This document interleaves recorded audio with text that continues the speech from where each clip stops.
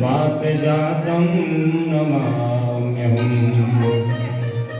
नारायणं नमस्कृत्यं नरं चैव नरोत्तमं देवीं सरस्वतीं व्यासं ततो जयमुदीरये। आशुतोष शंखशेखर चंद्रमौलि चिदंबरा कोटि कोटि प्रणाम शंभु कोटि नमन दिगंबरा। आइए भगवान शिव को पंचाक्षर मंत्र का महाबलेश्वर में 2 मिनट तालियों की सेवा देते हैं। श्रद्धा और भावना के साथ नाम संकीर्तन करेंगे। नाम संकीर्तन से बड़ा कोई दूसरा साधन नहीं है। नमः शिवाय ओम नमः शिवाय हर हर भोले नमः शिवाय। नमः शिवाय ओम नमः शिवाय नमः शिवाय ओम नमः शिवाय हर हर भोले नमः शिवाय। नमः शिवाय ओम नमः शिवाय हर हर भोले नमः शिवाय। नमः शिवाय ओम नमः शिवाय हर हर भोले नमः शिवाय। नमः शिवाय ओम नमः शिवाय हर हर भोले नमः शिवाय ओम नमः शिवाय। नमः शिवाय ओम नमः शिवाय। ओम नमः शिवाय ओम नमः शिवाय। नमः शिवाय ओम नमः शिवाय। ओम नमः हर हर भोले नमः शिवाय।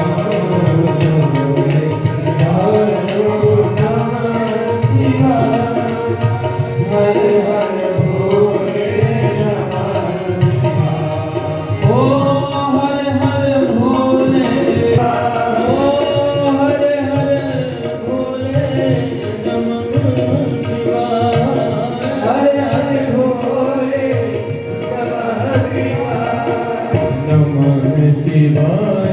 नमः शिवाय हर हर भोले नमः शिवाय।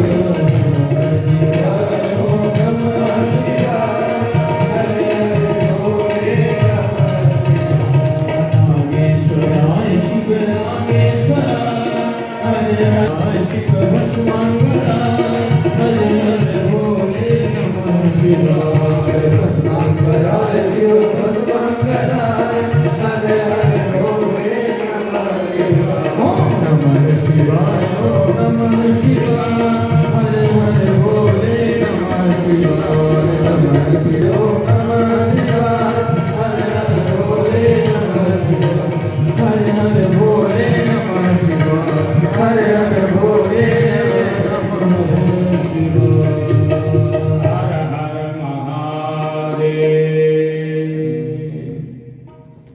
बोले देवादिदेव महादेव भगवान की श्रीमद शिव महापुराण की परम पूज्य सद्गुरुदेव भगवान की परम वंदनीय माता जी की गायत्री माता की सत्य सनातन धर्म की अपने अपने माता पिता गुरुदेव की हर हर महादेव। आज पावन नर्मदा के अंचल में बैठ करके देवादिदेव महादेव भगवान शिव के महाकालेश्वर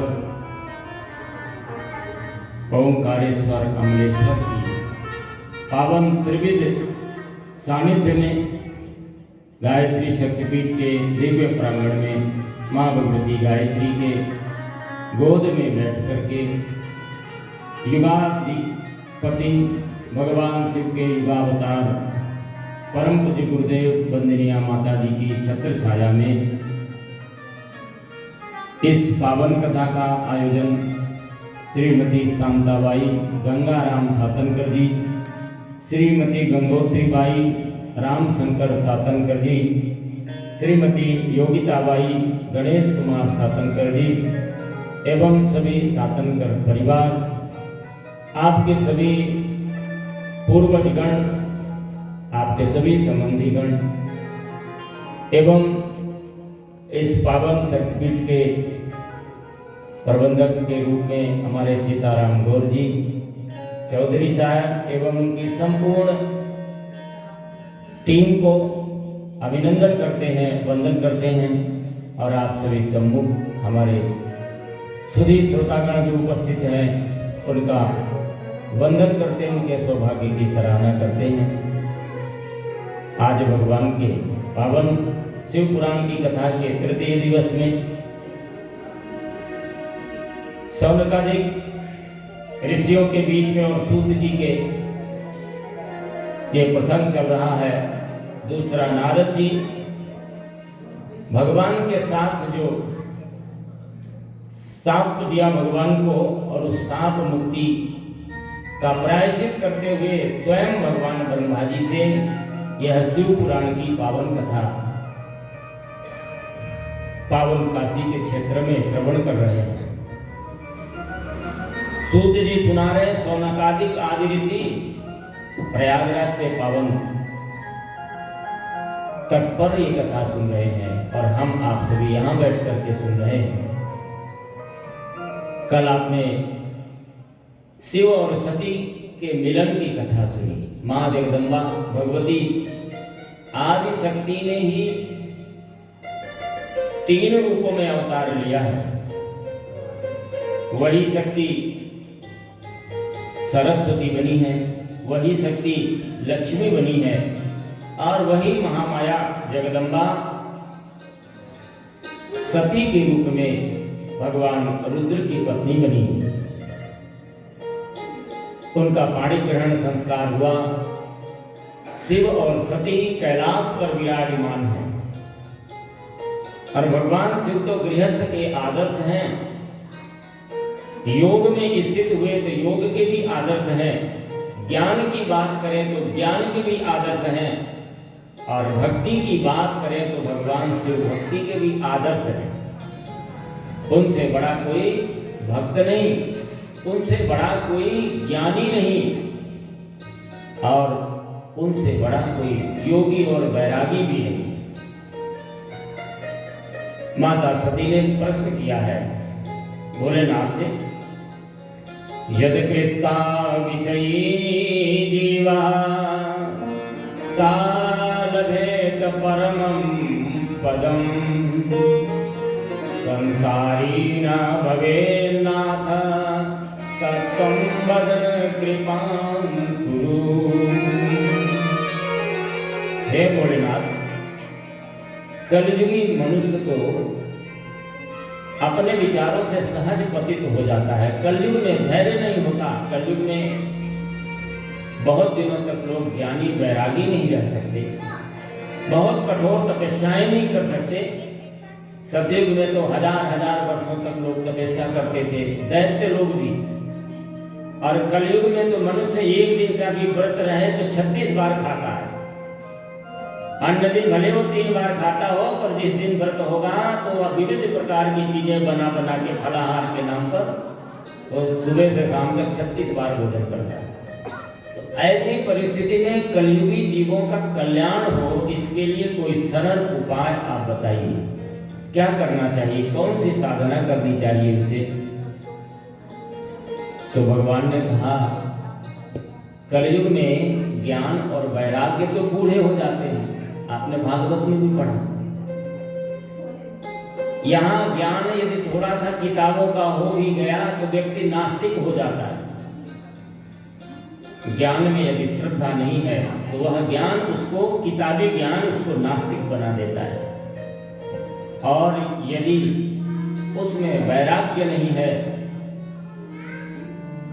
तो वो उसकी जो भक्ति है वह भी अंध भक्ति बन जाती है। इसलिए ज्ञान और वैराग्य तो कलयुग में टिकते नहीं, पर भक्ति तो सदा बनी रहती है। सरल भक्ति करके भी भगवान देवादिदेव महादेव की सबसे सरल भक्ति घर घर में, गांव गांव में हर व्यक्ति, आस्तिक नास्तिक सब, कम से कम 1 लोटा जल तो भगवान शिव के ऊपर डाल ही देता है। भगवान से एक संबंध तो जुड़ ही जाता है भावनात्मक, और पता नहीं कब उसके जीवन में ये भक्ति, ज्ञान और वैराग्य लेकर के आ जाए, क्योंकि भक्ति माँ है, ज्ञान और वैराग्य उसके बेटे हैं। तो जहां माँ होगी बेटे तो चले ही आएंगे देर सवेर। इसलिए कैसे भी करके हमारी भक्ति व्यक्ति यदि करता है, कलो प्रत्यक्ष फलदा भक्ति सर्वयुगो सुखी। कलयुग में तो भक्ति ही सबसे फलदायी है। अन्य युगों में तो बड़े बड़े तप करते थे लोग, कृतयुग योगी विज्ञानी, सतयुग में बड़े बड़े योगी तपस्वी होते थे, दैत्य तक हजार वर्षों तक तपस्या करते थे। और त्रेता विविध यज्ञ नर करें, त्रेता युग में बड़े बड़े यज्ञ करके लोग अपना कल्याण कर लेते थे। द्वापर करे रघुपति पद पूजा, और द्वापर में भगवान की विविध प्रकार की उपासनाएं पूजा करके लोग अपना कल्याण कर लेते थे। लेकिन कलयुग में तो केवल भगवान के चरणों की भक्ति सरल है। और भक्ति का स्वरूप क्या है? भगवान ने कहा, मैं ही सारे जगत का स्वामी हूं, ये पता हो जाए। एको देवा जगत सर्वे। अभी हमने आपको कथा सुनाई कि स्वयं सदाशिव भगवान ही 3 रूपों में विभक्त हो गए। वही ब्रह्मा है, वही विष्णु है, वही रुद्र है। एकम सद विप्रा बहुधा वदंती, सभी कहते हैं, शास्त्र कहते हैं वो परमात्मा एक ही है। और उसमें सगुण अगुण निर्गुण किसी का कोई भेद नहीं है। कोई कहता है, सती जी ने भी भगवान से पूछा है कि भगवान सगुण है कि निर्गुण है, तो भगवान शिव ने पहले यही पूछा कि भाई देवी तुम ही बता दो कि भगवान सगुण है कि निर्गुण है। शिव जी ने सोचा कि सती जी के मन में क्या है, जो सती जी के मन में होगा उसी को मैं समर्थन कर दूंगा। तो सती जी ने कहा, नहीं आप ही बता दीजिए कि भगवान सगुण है कि भगवान निर्गुण है। तो भगवान ने सोचा कि अब सती जी को उत्तर देना पड़ेगा। तो भगवान ने कहा कि भगवान सगुण और निर्गुण दोनों ही हैं। ही निर्गुण नयन ही सगुण। जो हृदय में भगवान है वो तो निर्गुण ही है, सभी के अंदर भगवान बैठे हुए हैं आत्मा के रूप में, और इसे कोई देख नहीं सकता, इसलिए ये भगवान तो निर्गुण ही है। और जिसे हम आंखों से देख सकते हैं, जिस भी रूप में देख रहे हैं, वो सगुण रूप है भगवान का। वैसे ईशावास्यमिदं सर्वं यत्किंचित् जगत्याम जगत, सर्वत्र भगवान की सत्ता है। निज प्रभु मैं देखन जगत, सर्वत्र भगवान का दर्शन करना भक्ति का प्रकार है। लेकिन भक्ति में भक्तों के शरण में जाने के बाद ही भक्ति आएगी। भक्तों का प्रकार भी बताया कि भक्त कितने प्रकार के हैं। एक तो वो सरल भक्त होते हैं जो कहीं मूर्तियों में, मंदिरों में प्रतिष्ठित भगवान का जो विग्रह है उसमें भगवान का दर्शन करते हैं। वो साधारण किस्म के भक्त हैं, पर भक्त तो हैं। और दूसरे वो भक्त कहलाते हैं जो सभी के अंदर, सभी श्रेष्ठ महापुरुषों, श्रेष्ठ पुरुषों के अंदर भगवान को देखते हैं। क्यों? हमने मंदिर बनाया है, तो मंदिर किसने बनाया? मनुष्य ने बनाया। और मंदिर में मूर्ति किसने बैठाई? मनुष्य ने बैठाई। और इस मंदिर के मूर्ति में प्राण प्रतिष्ठा किसने किया? मनुष्य ने ही किया है। लेकिन ये शरीर जितना भी बनाया, ये मंदिर, शरीर भगवान का मंदिर है। ये मंदिर किसने बनाया? भगवान ने बनाया। और इसमें प्राण किसने बैठाया? भगवान ने बैठाया। इसमें प्राण प्रतिष्ठा किसने की? भगवान ने की। तो ये सार्थक मंदिर है कि नहीं? इसमें आत्मा के रूप में भगवान बैठे हुए हैं। तो जो ऐसा देखता है वो उत्तम भगत है।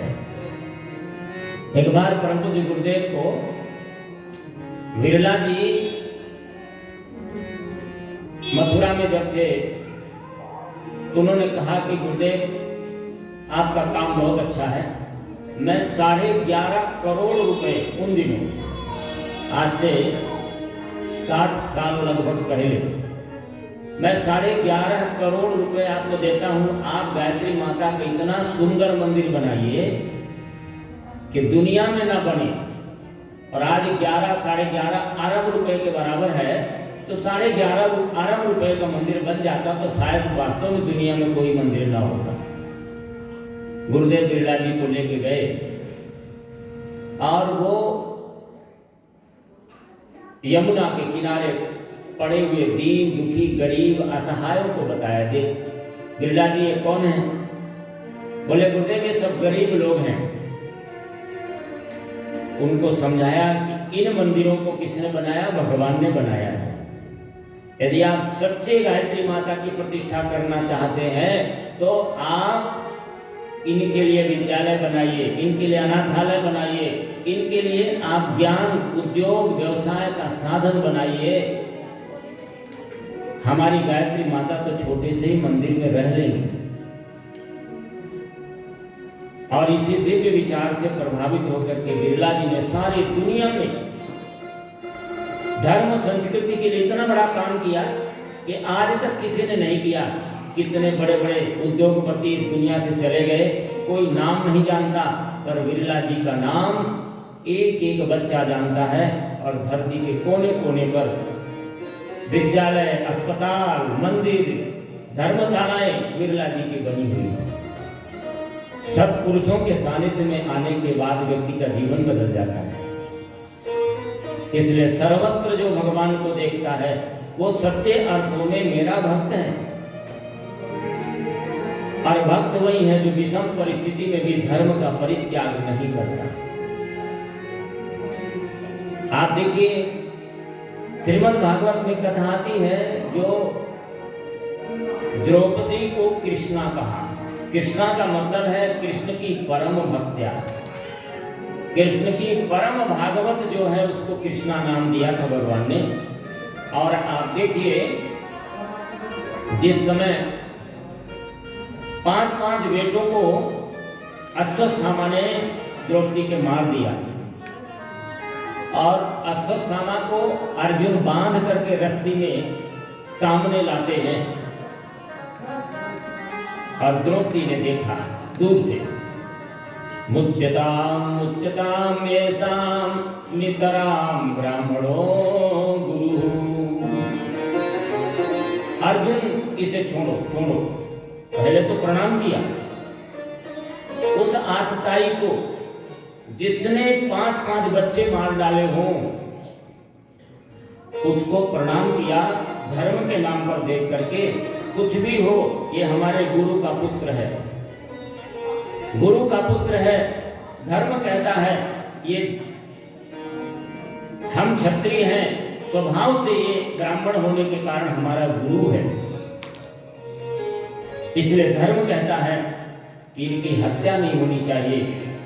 और प्रणाम करके कहा इन्हें छोड़ दो। अपने दुख को भूल गई है, अपने 5 बेटों की मृत्यु को भूल गई। उसे याद है कि मेरी गुरु माता तो अकेली है, पति तो मर चुके हैं, द्रोणाचार्य जी की मृत्यु हो चुकी है। अब हमारे गुरु माता का आश्रय केवल यह अश्वत्थामा है। हमारे तो 5 पति हैं, बेटे तो मर गए कोई बात नहीं, पर हमारे 5 पति हैं। दूसरे के दुख को जो देखता है वही सच्चा भगवान का भक्त होता है। इस विषम परिस्थिति में भी द्रौपदी ने अपने धर्म का परित्याग नहीं किया है, इसीलिए भगवान ने कृष्णा कहा है। सबसे हमारी परम भागवत हो। तो जो धर्म प्रधान है वही भक्ति कर सकता है सच्चे अर्थों में। और धर्म किसी मान्यता का नाम नहीं है, किसी परंपरा का नाम नहीं है, किसी रीति रिवाज का नाम नहीं है। धर्म सत्वम निहितम रुहाया। धर्म का जो तत्व है हृदय से निकलता है, ये हृदय की भूख है।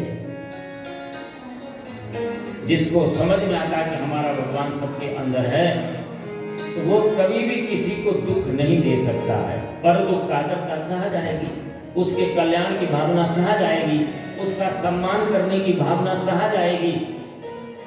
ऐसा धर्म जिसके अंदर है उसी के अंदर हमारी भक्ति होती है। और भगवान ने भक्ति के 9 साधन जो सभी ग्रंथों में वर्णित हैं, भगवान शिव भी कहते हैं श्रवणम कीर्तनम चैव स्मरणम पाद सेवनम दासं तथार्चनं देवी वंदनम मनु सर्वथा। मेरे भक्ति के 9 साधन हैं। पहले तो कथा सुननी चाहिए। सच्चे अर्थों में भगवान से संबंध जोड़ना है तो ये कथा ही भगवान से संबंध जोड़ेगी। भगवान की सुंदर सुंदर कथाएं सुनेंगे तो भगवान के प्रति आपका प्रेम हो जाएगा। गोस्वामी जी अपने मन को इसीलिए तो समझाते हैं, अस प्रभु दीन बंधु कारण रहित दया, तुलसीदास सठता ही भजो छाड़ी कपट जंजा।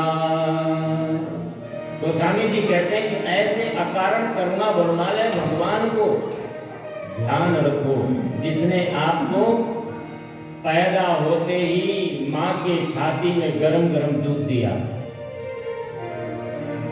जब दांत नहीं थे तो दूध दिया, अब दांत है तो अन्न भी देंगे। इस सारे संसार को जो तुरंत देता ही रहता है, ऐसा अकारण करुणा बरमालय भगवान को आप कैसे जानेंगे? उनकी कथाओं के माध्यम से। जब उनकी कथाओं के माध्यम से भगवान की महिमा सुनेंगे तो आपको भगवान से प्रीति हो जाएगी। यदि किसी लोहे से आपको कोई औजार बनाना है तो सबसे पहले क्या करेंगे? गरम करेंगे। गरम होंगे तो उससे लोहा औजार का रूप धारण कर लेगा और सीधे लोहे से यदि औजार बनाते तो औजार टूट जाता, लोहा टूट जाता। मन को भी भगवान से लगाने के लिए, ये भक्ति आने के लिए ये भगवान की कथाएं ही साधन हैं। इसलिए इन कथाओं को बड़े प्रेम से सुनो, भाव के साथ सुनो। श्रवणम कीर्तनम। और कीर्तन क्या कहलाता है? एक बाह्य कीर्तन तो आप सब जानते हो, जो आप रोज करते हो, और वास्तव में कीर्तन ये है कीर्ति का गुणगान करना। किसी को यदि किसी से प्रेम हो जाए तो उसे बताना थोड़ी पड़ता है। उसकी आंख भी याद आती है, उसके कान भी याद आते हैं, उसके बाल भी याद आते हैं, उसकी वाणी भी याद आती है, उसका व्यवहार भी याद आता है। कुछ कहना नहीं पड़ता, एक क्षण के लिए वो भूलता नहीं है। ये उसका कीर्तन हो गया। भगवान यदि समझ में आ जाए तो फिर भगवान कभी हमारे हृदय में भूलेंगे नहीं। पर ये कब आएगा? करे कृपा तेरे गुण गावा, करे कृपा तेरे गुण गावा, करे कृपा तेरे गुण गावा, करे कृपा तेरे गुण गावा। प्रभु का जपत सुख पावा, प्रभु का नाम जपत सुख पावा, जपत सुख पावा। कर कृपा तेरे गुण गावा, कर कृपा तेरे गुण गावा, कर कृपा तेरे गुण गावा। प्रभु जी प्यारे प्रभु जी प्यारे, मन निर्मल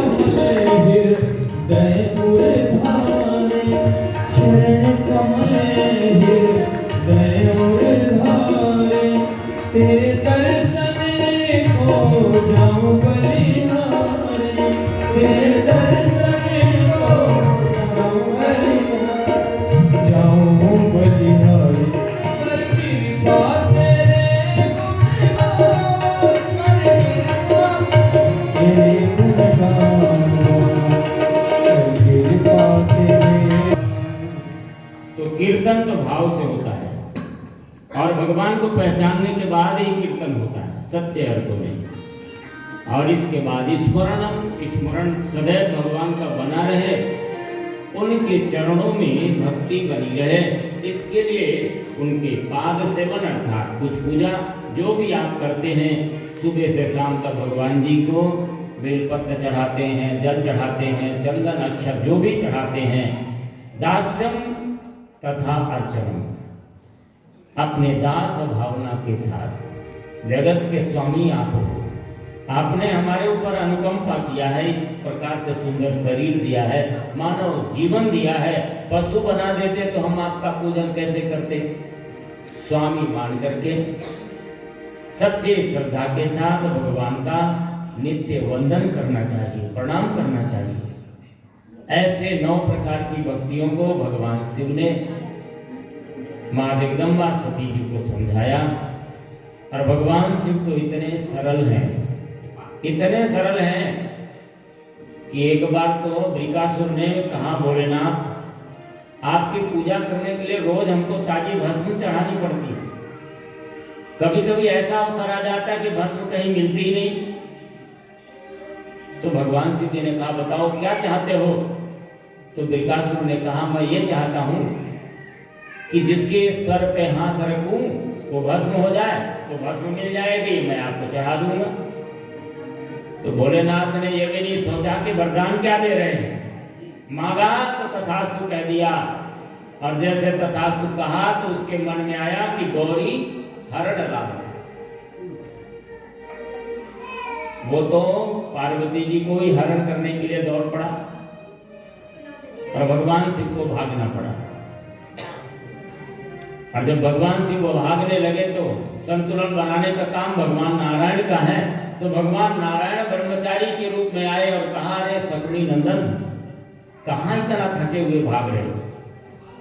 बोले, भोलेनाथ ने हमको एक वरदान दिया है, जिसके सिर पे हाथ रखो भस्म हो जाए, तो मैं उन्हीं के सिर पे हाथ रखना चाहता हूं।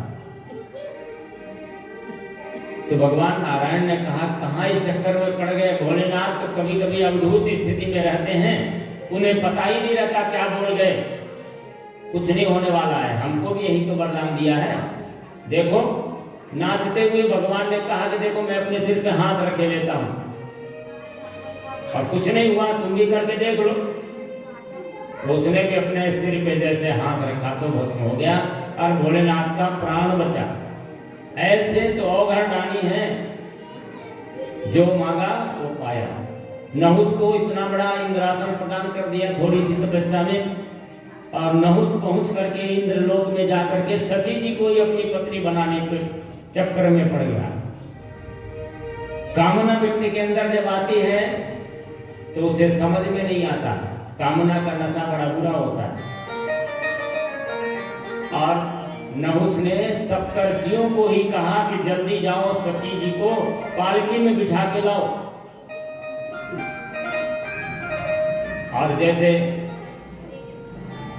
सची जी को पालकी में बिठा के लाने लगे तो इंद्र को लगा कि थोड़ा, नहुस को लगा कि थोड़ा विलंब हो रहा है। सर्पम सर्पम गच्छ, जल्दी जल्दी जल्दी जल्दी चलो। तो ऋषियों ने सोचा कि अभी तो अनर्थ ही कर दिया, अभी तो डंडा भी मार रहा है हम लोगों को और हमको पालकी में नाप दिया और अभी ये भी कह रहा है कि जल्दी चलो। तो ऋषियों ने श्राप दे दिया कि मूर्ख जाओ, तुम सर्प ही हो जाओ। और नहुस जी उल्टा लटक गए। तो भगवान शिव तो अपने भक्तों के लिए वो जो भी कोई मांगता है उसको मुंह मांगा वरदान भगवान शिव दे देते हैं। पर भक्ति वास्तव में उस समय जो भी भक्त भगवान का होता है तो कम से कम एक निष्ठ होकर के भगवान शिव को याद तो करता है। उसके मन में व्यभिचारिणी भक्ति नहीं होती। हम सभी के मन में क्यों नहीं हो पाता? भगवान शिव की उपासना करते हैं, वो चीजें हमको नहीं मिल पाती। उसका कारण कहीं न कहीं हमारी भक्ति डगमगाती है। एक बार एक भक्त जी थे, उनको किसी ने कहा कि यदि गणेश जी की पूजा की जाए तो बहुत जल्दी गणेश जी प्रसन्न हो जाते हैं, आदि देव हैं, सबसे पहले उन्हीं की पूजा होती। तो गणेश जी की मूर्ति लाया, अपने घर में रख लिया और बढ़िया पूजा करने लगा, लेकिन उसकी मनोकामना पूर्ण नहीं हुई। तो फिर किसी ने कहा कि इससे तो बढ़िया दुर्गा जी की करते, तो दुर्गा जी बहुत जल्दी प्रसन्न होती, और ये खुदे गणेश जी के माता जी हैं, इन्हीं को रख लो। तो उसके भी समझ में आया, अब दुर्गा जी की मूर्ति रख लिया। अब दुर्गा जी की पूजा करने लगा तो भी उसको कामना भी पूर्ण नहीं हुई। तब तक किसी ऐसे भक्त से भेंट हो गई जो हनुमान जी का था। कहा कि भाई हनुमान जी की रख लो, हनुमान जी कलयुग के देवता हैं, तुरंत प्रसन्न हो जाते हैं। तो हनुमान जी की रख लिया। और कोई राम भक्त मिल गए, उन्होंने कहा कि हनुमान जी के भी तो स्वामी तो राम जी हैं, राम जी को रख लो, सब देवता प्रसन्न हो जाएंगे। अब वो राम जी की रख लिया, लेकिन उसकी कामना पूर्ण नहीं हुई। तो उसके मन में आया कि आखिर ये सब ऐसा क्यों हो रहा है। तो समझ में आया कि हो सकता है गणेश जी की सूंड बड़ी लंबी है, और ये जितना अगरबत्ती और ये सब हम धुआं करते हैं तो लगता है सब इन्हीं को मिल जाती है, देवताओं को मिलती नहीं, इसलिए ये प्रसन्न नहीं होते। तो रुई मंगा करके उनके सूंड में ठूस ठूस करके रुई भर दिया, और जैसे अगरबत्ती लगाई, धूप बत्ती लगाई, तो भगवान गणेश जी खड़े हो गए, मैं तुमसे प्रसन्न हूँ, वरदान मांगो। तो उस भक्त ने कहा कि प्रभु अभी तक मैंने इतनी बढ़िया पूजा की आपकी, और आप प्रसन्न नहीं हुए, और आपके सूंड में रुई भर दिया तो आप प्रसन्न हो गए, प्रकट हो गए। बोले मैं इसलिए प्रकट हो गया कि आज तुमको ये विश्वास तो हो गया कि सूंड वाले गणेश जी में गणेश जी हैं। जिस दिन तुम्हारी आस्था, तुम्हारा विश्वास, तुम्हारी भावना ये मान ले कि भगवान यहाँ पर हैं, तो भगवान तो अग जग सब रहित विरागी, प्रेम से प्रभु प्रगट ही जिमियागी। भगवान तो सभी जगह हैं, आपकी भावना प्रकट करती है। ऐसी भक्ति जब हृदय में हमारे आ जाए तो भगवान तो विश्वनाथ है, सारे विश्व के नाथ हैं। और भोलेनाथ को तो बड़े भावना के साथ भी किसी ने पुकारा तो भगवान शिव उसके ऊपर कृपा जरूर करते हैं। इतने असंख्य अवतार भगवान ने लिए, केवल इसलिए लिया एक एक भक्तों की कामना को पूर्ण करने के लिए भगवान ने इतने अवतार लिए हैं। राम कृपा बिनु सुनु खगराई, जान न जाए राम प्रभुताई।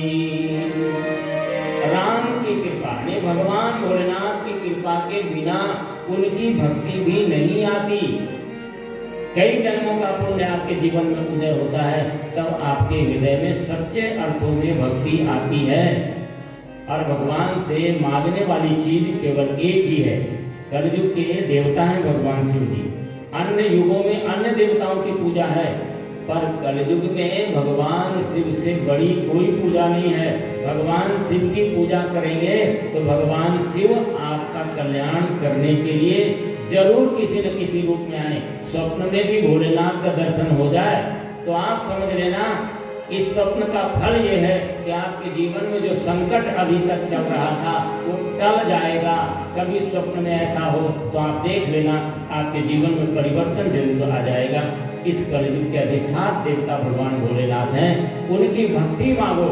मेरे सिर पे रख दो भोले अपने ये दोनों हाथ,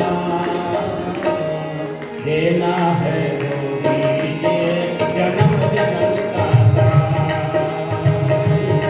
मेरे सिर पर रख दो भोले, मेरे सिर पर रख दो भोले अपने ये दोनों हाथ, देना है तो दीजिए जन्म जन्म का साथ, देना है तो दीजिए जन्म जन्म का साथ, देना है तो दीजिए जन्म जन्म का साथ, देना है तो दीजिए जन्म जन्म का साथ।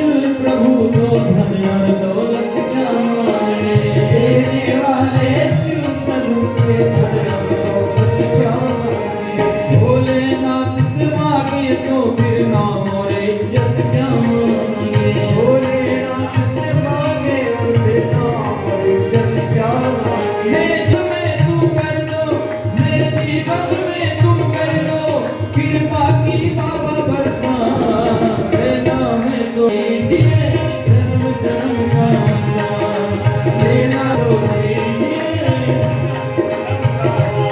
मेरे सिर पर रख दो बाबा, मेरे सिर पर रख दो बाबा अपने ये दोनों हाथ, देना है तो दीजिए जन्म जन्म का आसान।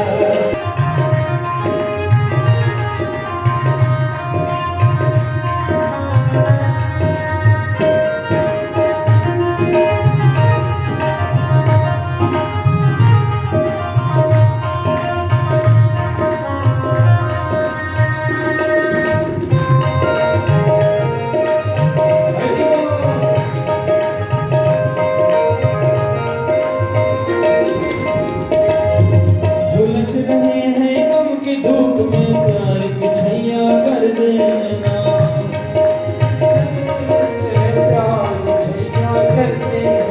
बिन बाजी के नाम चलेना और पटवार पकड़ लेना, बिन बाजी के नाम चलेना और पटवार पकड़ लेना। हाँ झुलस रहे हैं गम की धूप में प्यार की छैया कर देना, बिन बाजी के नाम चलेना और पटवार पकड़ लेना।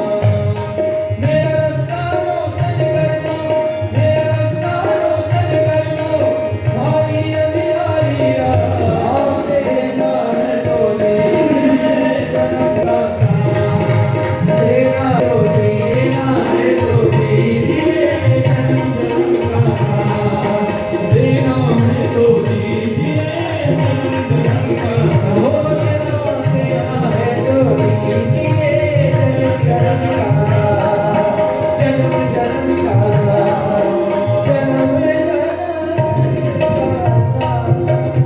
हर हर महादेव। भगवान भोलेनाथ के जीवन से हमें भी प्रेरणा लेनी चाहिए। परिवार के बीच में सत्संग कैसा होता है, पति पत्नी के बीच कैसे प्रश्नोत्तर होना चाहिए, जिससे बच्चे सुनेंगे जीवन बदलेगा। घर में विवाद नहीं, संवाद होना चाहिए। शिव और सती का ये पावन संवाद आपने सुना, और भगवान शिव सती जी को लेकर के कथा सुनने जाना चाहते हैं। हमारी संस्कृति है सनातन संस्कृति,